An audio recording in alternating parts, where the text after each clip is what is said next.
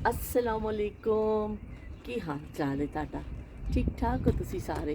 कैसी तबीयत है तुहाडी सारियां दी? अल्लाह करे तुसी सारे हसते रवो ते बसते रवो।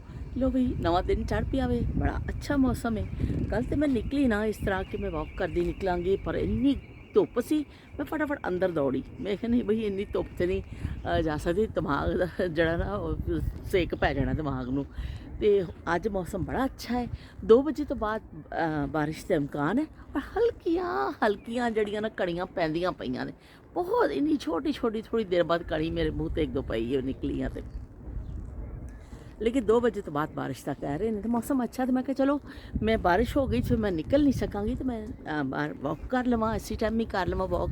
वॉक का जो टाइम मिलता वे फिर बंदा कर लेंदा वे। तो कल जी मैं अपने बचपन दी यादां शेयर कीतियां हाजियां के हवाले दे नाल, सारिਆਂ ने बड़ा पसंद किया।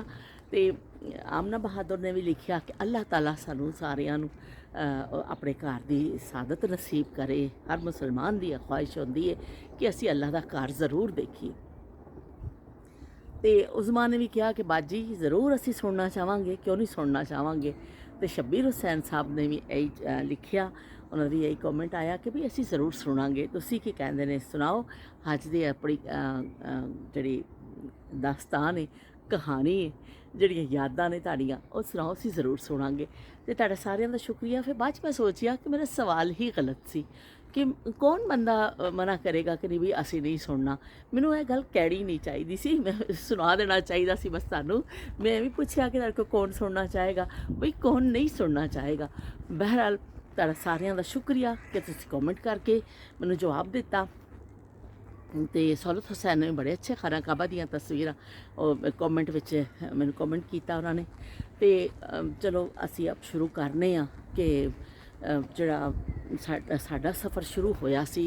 मैं कराची एक दफ़ा गई, एक अम्मी मेरे रहिंदे सन ते मेरी कोशिश होंदी सी, वालदा ज़ईफ ने ते वो बच्चियां नूं जिवें अपने घरां दी जिम्मेदारियां हुंदियां ने, निकलन का टाइम घट ही मिलता वे। तो फिर भी मेरी कोशिश होंदी सी कि मैं महीने च एक दफ़ा एक रात लई जावां और अपनी मां नूं मिल के आ जावां। वो इंतज़ार करते हुंदे सन साडा। अम्मी दी मैनूं गल याद आंदी है। अम्मी कहंदे सन बेटा मां एक ख्वाब देखदी है ना, तो इन्नी परेशान हो जाती है। तो सारे बच्चे इधर उधर होंगे ने पर वो परेशान हो जाती है कि मेरे सारे बच्चे ठीक हों। मैं ख्वाब भी देख लेनी मैं तुहाडे सारिਆਂ वास्ते बड़ा परेशान होनी हाँ। तो फिर अम्मी ने फ़ोन करके या साढ़े कोलों पुछना या करना कि पुत्त मैं ख्वाब चंगा नहीं देखा सी कि मावां दी मुहब्बतां ऐसियां होंदियां ने कि वो अपनी औलाद वास्ते किन्ना करदियां ने कि उन्हां एक ख्वाब भी देख लैण ते वो परेशान हो जांदियां ने। मैं कराची गई अम्मी नूं मिलण वास्ते। तो उत्थे मैं रुकी तो सवेरे उठ के अम्मी मैनूं कहणगे कि रीला मैं एक ख्वाब देखिया वे। मैं कहा अच्छा अम्मी की देखिया?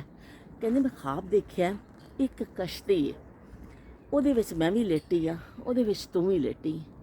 ਅਸੀਂ ਉਹ कश्ती रुड़दी जा रही है पानी में। तो असी वो पानी जाते जा रहे दोनों, असी कश्ती च लेटियां वा तो सामने खाना काबा पे नज़र आता वे। असी दोनों लेट के देख रही कश्ती रुड़दी जा रही है, असी देखते जा रहे हैं। तो मैं ये ख्वाब देखिया। तो मैं अम्मी नूं कहा, मैं अम्मी मैं पढ़िया वे कि खाना काबा नूं ख्वाब च देखना भी बड़ी सादत होंदी है कि वो ज़्यादा सादत तो है ही है। बाकी है कि मैं एक जगह पढ़िया सी कि जिन्हों अल्लाह ताला ख्वाब च दिखांदा वे उन्होंने हकीकत च भी ज़रूर दिखांदा। मैं कितने पढ़िया सी, लेकिन बहरहाल ताड़ी ख्वाब बड़ी चंगी है। तो मैं बड़ी खुश हुई कि मेरी माँ ने ऐसा ख्वाब देखिया। मैं भी खुश हुई। असी वो ख्वाब दी गल्लां करदियां रहियां क्योंकि साड़ी बचपन तो आदत सी कि साड़ी माँ ख्वाब बड़े देखती सी। साड़ा नाश्ता उदों हुंदा सी शुरू जदों असी बैठ जांदे सी सारे, अम्मी ने परौठे पकाई जाना ते असी नाल नाल खाई जा रहे हैं ते अम्मी ने अपने ख्वाब सुनाने। वो असीं इन्ना हैरान होंदे सां अम्मी के अम्मी किस तरह तुहानूं नज़र आ जांदे ने ख्वाब इन्ने, ਉਹ ਕੀ ਹੁੰਦਾ ਕੀ ख्वाब, क्योंकि उस जमाना ऐसा सी सानूं कदी ख्वाब ही नहीं आए सन। तो अम्मी ने फिर अपने ख्वाब सुनाने। पता नहीं उन्होंने कोई महरूमियाँ सन, पता नहीं ज़्यादा सोचते सन, पता नहीं ज़्यादा खाते सन। अजकल तो कई कुछ साइंसी तौर पर किया जाता, पर साडी माँ अक्सर सानूं अपने ख्वाब सुनाती सी डेली के हिसाब नाल। असी अम्मी के ख्वाबां के आदि सा। इस तो अम्मी उस ख्वाब नूं भी मैं क्या बड़ा चंगा भी तुहाडा ख्वाब बड़ा चंगा। उस तो बाद फिर मैं वापस चली गई मिल के अम्मी नूं। ਆਣਾ ਜਾਣਾ ਮੇਰਾ ਲੱਗਿਆ ਰਹਿੰਦਾ ਸੀ। ਫਿਰ ਬਸ ਉਸ ਦੇ ਤਕਰੀਬਨ ਬਸ ਉਹ ਹੱਜ ਦਾ ਸੀਜ਼ਨ ਸੀ, ਅਗਲੇ ਸਾਲ ਹੀ ਜਿਵੇਂ ਐਸਾ ਪ੍ਰੋਗਰਾਮ ਬਣਿਆ, ਮੇਰੇ ਭਾਈ ਕਹਿਣ ਲੱਗੇ ਕਿ ਤੁਸੀਂ ਬਣਾ ਲਓ ਨਾਲ ਪ੍ਰੋਗਰਾਮ, ਅੰਮੀ ਨੂੰ ਮਤਲਬ ਕੋਈ ਲੇਡੀਜ਼ ਨਾਲ ਜਾਵੇ ਕੋਈ, ਤੇ ਇਸ ਤਰ੍ਹਾਂ ਹੱਜ, ਕਿਉਂਕਿ ਅੰਮੀ ਚੱਲ ਨਹੀਂ ਸਕਦੇ, ਸਾਨੂੰ ਵਾਸ਼ਰੂਮ ਲਿਜਾਣਾ ਕਰਨਾ, ਉਹਨਾਂ ਨੂੰ ਬੜੀ ਕਮਜ਼ੋਰੀ ਸੀ, ਬਾਥਰੂਮ ਤੱਕ ਵੀ ਫੜ ਕੇ ਉਹਨਾਂ ਨੂੰ ਲਿਜਾਣਾ ਪੈਂਦਾ ਸੀ, ਔਰ ਬੜੇ ਵੀਕਨੈਸ ਉਹਨਾਂ ਨੂੰ ਬਹੁਤ ਜ਼ਿਆਦਾ ਸੀ। ਤੇ ਉਹ ਕੁਰਾਫਾਲ ਫਿਰ ਮੇਰੇ ਨਾਲ ਨਿਕਲਿਆ ਕਿ ਚਲੋ ਬਾਜੀ ਚਲੇ ਜਾਣ ਨਾਲ, ਤੇ ਬਾਜੀ ਕੀ ਕਹਿੰਦੇ ਨੇ ਸੰਭਾਲ ਲੈਣਗੇ। ਉਸ ਤੋਂ ਸਾਡਾ ਪ੍ਰੋਗਰਾਮ ਬਣ ਗਿਆ, ਮੇਰੇ ਹਸਬੈਂਡ, ਮੈਂ ਤੇ ਅੰਮੀ, ਅਸੀਂ ਤਿੰਨ ਦਾ ਫਿਰ ਫਾਰਮ ਭਰੇ ਗਏ, ਤੇ ਉਹ ਫਿਰ ਸਾਡਾ ਨਿਕਲ ਵੀ ਆਇਆ ਹੱਜ ਦਾ ਨਾ। ਇੰਨਾ ਗੈਰ ਮੁਤਵੱਕੋ ਸੀ ਮੇਰੇ ਵਾਸਤੇ, ਮੈਨੂੰ ਸਮਝ ਨਹੀਂ ਆਉਂਦੀ। ਅੱਜ ਮੈਂ ਸੋਚ ਰਹੀ ਹਾਂ, ਮੈਂ ਬਹੁਤ ਜ਼ਿਆਦਾ ਖੁਸ਼ ਹੁੰਦੀ ਹਾਂ ਇਸ ਚੀਜ਼ 'ਤੇ ਕਿ ਹੈ ਇਸ ਤਰ੍ਹਾਂ ਹੋ ਗਿਆ ਸੀ। ਉਸ ਵਕਤ ਇਸ ਤਰ੍ਹਾਂ ਸੀ ਕਿ ਮੈਨੂੰ ਸਮਝ ਹੀ ਲੱਗ ਜੀ, ਖੁਸ਼ੀ ਵੀ ਪਤਾ ਨਹੀਂ, ਮੈਨੂੰ ਐਸਾ ਲੱਗ ਰਿਹਾ ਸੀ ਕਿ ਮੈਂ ਹੈਰਤ ਜ਼ਿਆਦਾ ਸੀ, ਉਹਦੇ ਵਿੱਚ ਖੁਸ਼ੀ ਸ਼ਾਇਦ ਘੱਟ ਸੀ। ਬਹਿਰਹਾਲ ਸਾਡਾ ਉਹ ਨਿਕਲ ਆਇਆ, ਤੇ ਫਿਰ ਤਾਂ ਬਈ ਅਸੀਂ ਤਾਂ ਇੰਨੀ ਖੁਸ਼ੀ ਸੀ, ਬਿਆਨ ਨਹੀਂ ਕਰ ਸਕਦੀ ਸੀ। ਮੈਨੂੰ ਇਸ ਗੱਲ ਦੀ ਖੁਸ਼ੀ ਸੀ ਕਿ ਯਾਰ ਸਭ ਤੋਂ ਵੱਡੀ ਗੱਲ ਤਾਂ ਇੱਕ ਮੇਰੀ ਮਾਂ ਦਾ ਖ਼ਾਬ ਸੱਚਾ ਹੋਇਆ। ਉਹਨਾਂ ਨੇ ਜਿਹੜਾ ਖ਼ਾਬ ਦੇਖਿਆ ਸੀ ਮੇਰੇ ਨਾਲ ਜਾਣ ਦਾ, ਅਤੇ ਉਦੋਂ ਬਿਲਕੁਲ ਨਾ ਕੋਈ ਪ੍ਰੋਗਰਾਮ ਸੀ ਨਾ ਕੁਝ ਸੀ, ਅਤੇ ਉਹਨਾਂ ਦਾ ਖ਼ਾਬ ਸੱਚਾ ਹੋ ਗਿਆ ਕਿ ਮੈਂ ਹੀ ਉਹਨਾਂ ਦੇ ਨਾਲ ਜਾ ਰਹੀ ਹਾਂ। ਔਰ ਦੂਸਰੀ ਸਭ ਤੋਂ ਬੜੀ ਮੈਨੂੰ ਖੁਸ਼ੀ ਇਸ ਗੱਲ ਦੀ ਸੀ ਕਿ ਮੈਨੂੰ ਅੱਲਾ ਦੇ ਘਰ ਵੀ ਜਾ ਕੇ ਆਪਣੀ ਮਾਂ ਦੇ ਨਾਲ ਜਾਣ ਦਾ ਮੌਕਾ ਮਿਲ ਰਿਹਾ ਹੈ। ਬੜੀ ਮੈਂ ਖੁਸ਼ਕਿਸਮਤ ਹਾਂ ਕਿ ਮੈਨੂੰ ਆਪਣੀ ਮਾਂ ਦੀ ਖਿਦਮਤ ਦਾ ਉਸ ਘਰ ਵਿੱਚ ਹੀ ਨਾਲ ਮੈਂ ਇਬਾਦਤ ਕਰਾਂਗੀ, ਨਾਲ ਮੈਂ ਆਪਣੀ ਮਾਂ ਦੀ ਖਿਦਮਤ ਕਰਾਂਗੀ। ਖਿਦਮਤ ਹੀ ਹੁੰਦੀ ਹੈ ਨਾ ਕਿ ਬੁੱਢੇ ਬੰਦੇ ਨੂੰ ਫੜਨਾ, ਉਹਨੂੰ ਨੁਹਾਉਣਾ, ਉਹਨੂੰ ਖਾਣਾ ਖਿਲਾਉਣਾ, ਉਹਨੂੰ ਬਾਥਰੂਮ ਲੈ ਕੇ ਜਾਣਾ, ਅਤੇ ਉਹ ਫਿਰ ਉਹ ਇਕੱਲੇ ਨਹੀਂ ਕਰ ਸਕਦੇ ਸਨ। ਅਤੇ ਮੈਂ ਬੜੀ ਖੁਸ਼ ਸਾਂ ਕਿ ਅੱਲਾ ਨੇ ਇਹਦੇ ਵਾਸਤੇ ਵੀ ਮੈਨੂੰ ਚੁਣਿਆ, ਆਪਣੇ ਘਰ ਵਿੱਚ ਵੀ ਮੈਨੂੰ ਮੇਰੀ ਮਾਂ ਦੇ ਨਾਲ ਬੁਲਾਇਆ। ਉਹ ਇੰਨਾ ਪਿਆਰਾ ਮਤਲਬ ਅੱਲਾ ਦਾ ਫੈਸਲਾ ਸੀ, ਅੱਲਾ ਦੇ ਸੋਹਣੇ ਦੇ ਕੀ ਰੰਗ ਅਸੀਂ ਦੇਖਦੇ ਹਾਂ ਕਿ ਅੱਲਾ ਨੇ ਮੈਨੂੰ ਮੇਰੀ ਮਾਂ ਦੇ ਨਾਲ ਆਪਣੇ ਘਰ ਬੁਲਾ ਲਿਆ। ਤਿਆਰੀਆਂ ਸ਼ੁਰੂ ਹੋ ਗਈਆਂ। ਅਸੀਂ ਕੀ ਕਹਿੰਦੇ ਨੇ ਆਪਣੇ ਉਹੀ ਜਾਣ ਦੇ ਅਹਿਰਾਮ ਮੇਰੇ ਹਸਬੈਂਡ ਨੇ ਖਰੀਦੇ, ਅਸੀਂ ਵੀ ਮੈਂ ਵੀ ਆਪਣੇ ਜੁੱਬੇ ਸ਼ੁੱਬੇ ਜਿਹੜੇ ਲੈਂਦੇ ਰਹੇ ਉਹ ਲਏ। ਬਸ ਛੋਟੀ ਮੋਟੀ ਕੋਈ ਜ਼ਿਆਦਾ ਤਿਆਰੀ ਨਹੀਂ ਕੀਤੀ ਸੀ। ਬਹਰਹਾਲ ਉਹ ਜਿਹੜੀ ਜ਼ਰੂਰੀ ਚੀਜ਼ਾਂ ਨੇ ਨਾ ਉਹ ਅਸੀਂ ਲਈਆਂ। ਫਿਰ ਮੇਰੇ ਬਹਿਨੋਈ, ਸਭ ਤੋਂ ਛੋਟੇ ਮੇਰੇ ਬਹਿਨੋਈ, ਉਹਨਾਂ ਨੇ 1 ਸਾਲ ਪਹਿਲੇ ਕੀਤਾ ਸੀ ਹੱਜ। ਉਹਨਾਂ ਨੇ ਮੈਨੂੰ ਬੜਾ ਅੱਛਾ ਮਸ਼ਵਰਾ ਦਿੱਤਾ। ਉਹਨਾਂ ਨੇ ਕਿਹਾ ਬਾਜੀ ਜ਼ਿਆਦਾ ਸਮਾਨ ਨਾ ਲੈ ਕੇ ਜਾਈਓ, ਜ਼ਿਆਦਾ ਕੱਪੜੇ ਨਾ ਲੈ ਕੇ ਜਾਈਓ, ਉੱਥੇ ਵਜ਼ਨ ਚੁੱਕਣਾ ਪੈਂਦਾ ਵੇ, ਫਿਰ ਸਾਰੀਆਂ ਚੀਜ਼ਾਂ, ਅਤੇ ਤੁਸੀਂ ਘੱਟ ਤੋਂ ਘੱਟ ਸਮਾਨ ਲਿਜਾਓਗੇ, ਤੁਹਾਨੂੰ ਵਜ਼ਨ ਘੱਟ ਫੜਨਾ ਪਏਗਾ।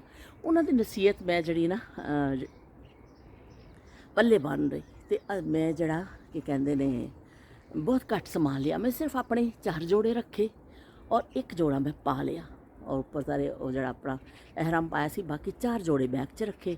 ਇਸ ਤਰ੍ਹਾਂ ਅੰਮੀ ਦੇ ਵੀ 4-5 ਜੋੜੇ ਰੱਖੇ ਔਰ 1 ਪਾ ਲਿਆ। ਜ਼ਿਆਦਾ ਕੱਪੜੇ ਉਹਨਾਂ ਦੇ ਵੀ ਨਹੀਂ ਰੱਖੇ ਔਰ ਮੇਰੇ ਹਸਬੈਂਡ ਦੇ ਵੀ ਨਹੀਂ ਰੱਖੇ। ਅਸੀਂ ਬਹੁਤ ਜ਼ਿਆਦਾ ਸਮਾਨ ਨਾਲ ਨਹੀਂ ਲਿਆ ਤਾਂ ਕਿ ਅਸੀਂ ਉੱਥੇ ਈਜ਼ੀ ਰਹੀਏ।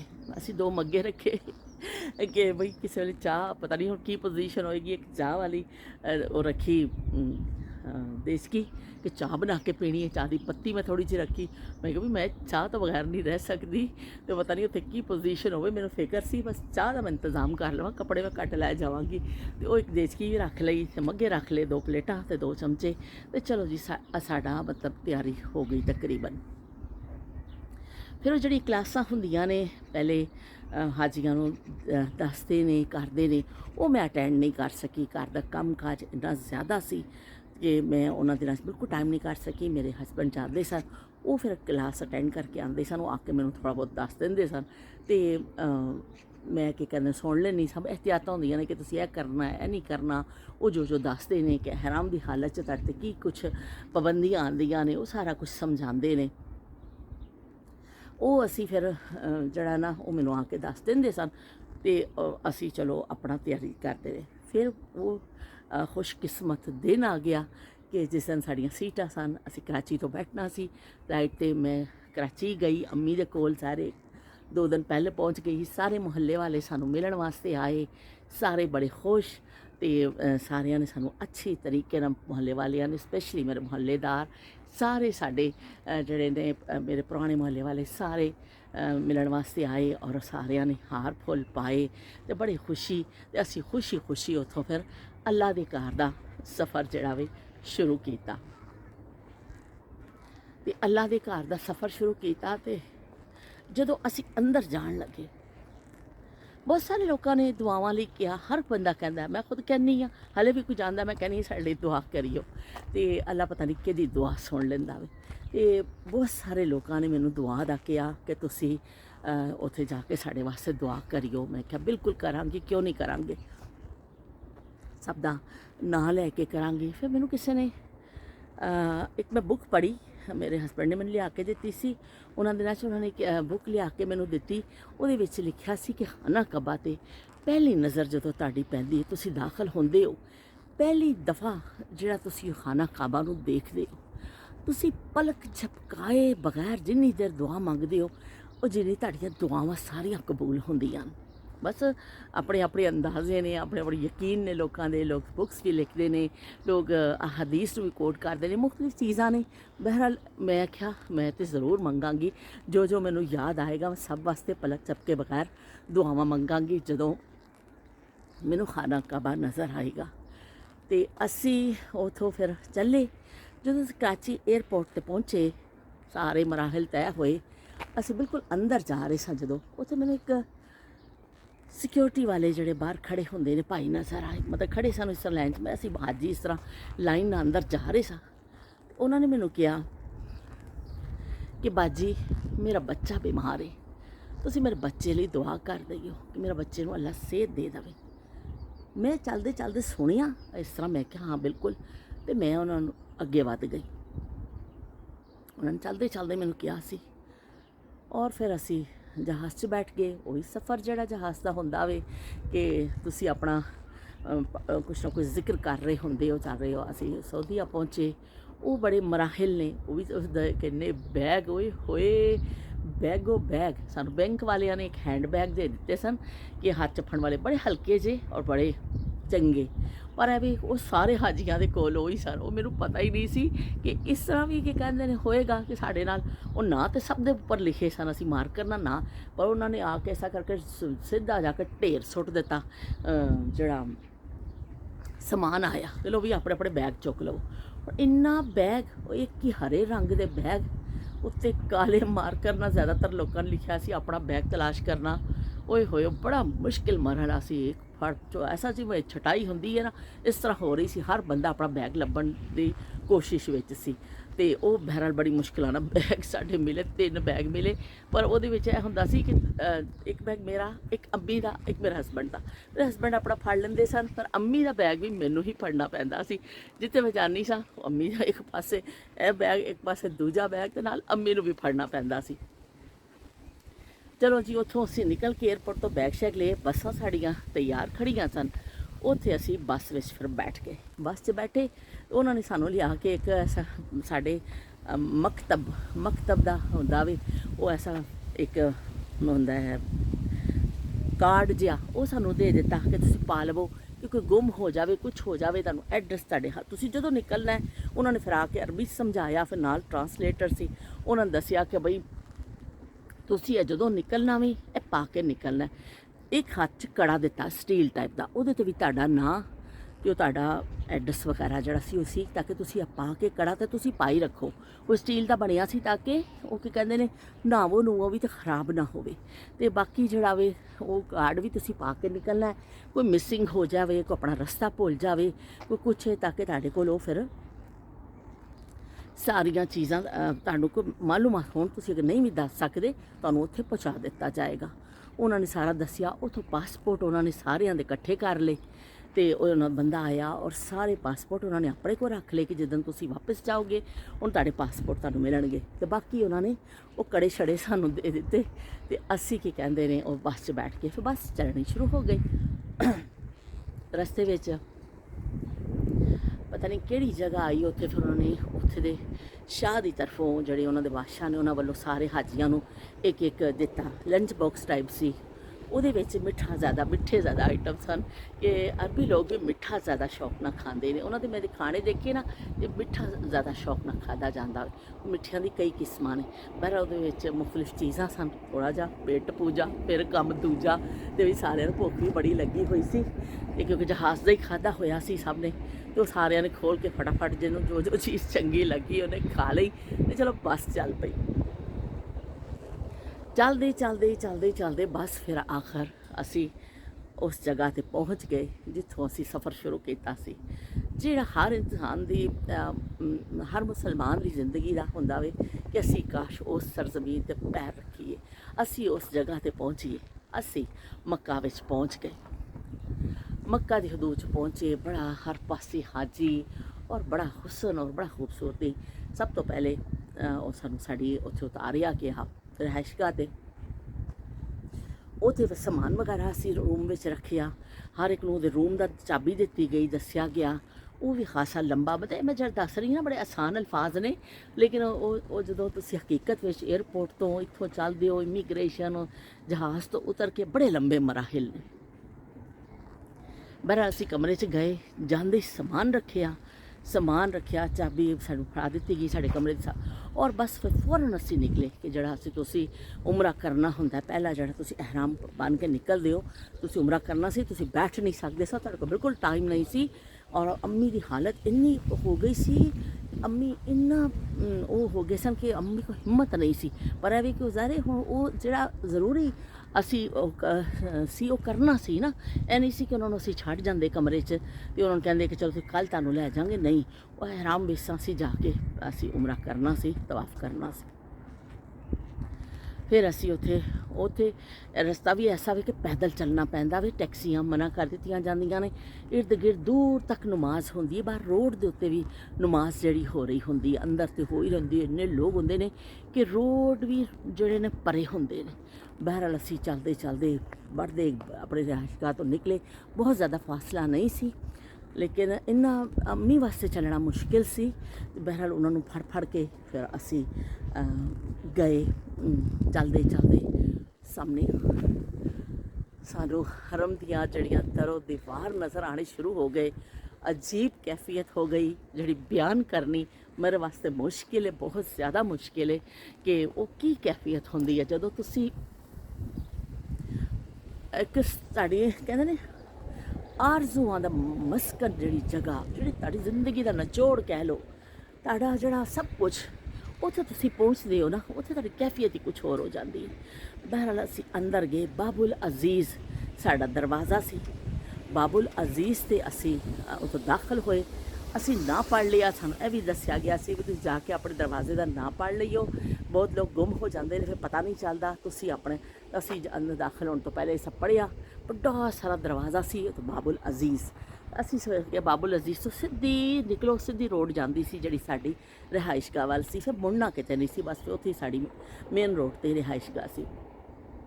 ਅਸੀਂ ਦੇਖਿਆ ਵੀ ਸਾਡਾ ਦਰਵਾਜ਼ਾ ਬਾਬੁਲ ਅਜ਼ੀਜ਼ ਹੈ, ਤੇ ਬਾਬੁਲ ਅਜ਼ੀਜ਼ ਤੋਂ ਅਸੀਂ ਅੰਦਰ ਦਾਖਲ ਹੋਏ। ਉੱਥੋਂ ਫਿਰ ਅੰਦਰ ਦਾਖਲ ਹੋ ਕੇ ਕਰਕੇ ਸਾਹਮਣੇ ਗਏ। ਅੱਲਾ ਸੋਹਣੇ ਦਾ ਘਰ ਸਾਹਮਣੇ ਅੱਖਾਂ ਦੇ ਆ ਗਿਆ। ਅੱਲਾ ਸੋਹਣੇ ਦਾ ਘਰ ਅੱਖਾਂ ਦੇ ਸਾਹਮਣੇ ਆ ਗਿਆ। ਉਹ ਕੈਫੀਅਤ ਬਿਆਨ ਨਹੀਂ ਕੀਤੀ ਜਾ ਸਕਦੀ, ਉਹ ਕੈਫੀਅਤ ਮਹਿਸੂਸ ਕੀਤੀ ਜਾ ਸਕਦੀ। ਜਿਹੜੇ ਗਏ ਨੇ ਉੱਥੇ ਉਹਨਾਂ ਨੂੰ ਅੰਦਾਜ਼ਾ ਹੋਏਗਾ ਕਿ ਉਹ ਤੁਹਾਡੇ 'ਤੇ ਕੀ ਹੁੰਦੀ ਹੈ। ਫਿਰ ਤੁਸੀਂ ਬਸ ਉਹ ਐਸਾ ਦਮ ਬਖੁਦ ਰਹਿ ਜਾਂਦੇ ਹੋ। ਤੁਸੀਂ ਦੇਖਦੇ ਹੋ, ਤੁਹਾਡੇ 'ਤੇ ਇੱਕ ਸਹਿਰਤਾਰੀ ਹੋ ਜਾਂਦਾ, ਐਸਾ ਲੱਗਦਾ ਤੁਹਾਨੂੰ ਜਾਦੂ ਕਰ ਦਿੱਤਾ ਗਿਆ, ਤੁਹਾਡੇ 'ਤੇ ਸਖਤਾ ਹੋ ਗਿਆ। ਮੈਂ ਦੁਆ ਲਈ ਹੱਥ ਚੁੱਕ ਲਏ, ਉੱਥੇ ਖੜੇ ਹੋਏ, ਔਰ ਬਹੁਤ ਸਾਰੀ ਦੁਆਵਾਂ ਜਿਹਨਾਂ ਲੋਕਾਂ ਨੇ ਮੈਨੂੰ ਕਿਹਾ ਸੀ ਉਹ ਖੁਦ ਬ ਖੁਦ ਮੈਨੂੰ ਯਾਦ ਆ ਗਏ, ਔਰ ਮੈਂ ਉਹਨਾਂ ਵਾਸਤੇ ਦੁਆਵਾਂ ਕੀਤੀਆਂ। ਔਰ ਹੈਰਤ ਅੰਗੇਜ਼ ਗੱਲ ਐ ਸੀ ਕਿ ਪਲਕ ਮੇਰੀ ਕਾਫੀ ਦੇਰ ਨਹੀਂ ਝਪਕੀ। ਹੈਰਤ ਹੈ ਗੱਲ ਸੀ, ਵਰਨਾ ਥੋੜ੍ਹੀ ਦੇਰ ਅਸੀਂ ਪਲਕ ਨਾ ਝਪਕੀਏ ਸਾਡੀ ਅੱਖ ਕਿਸ ਤਰ੍ਹਾਂ ਹੋ ਜਾਂਦੀ ਹੈ।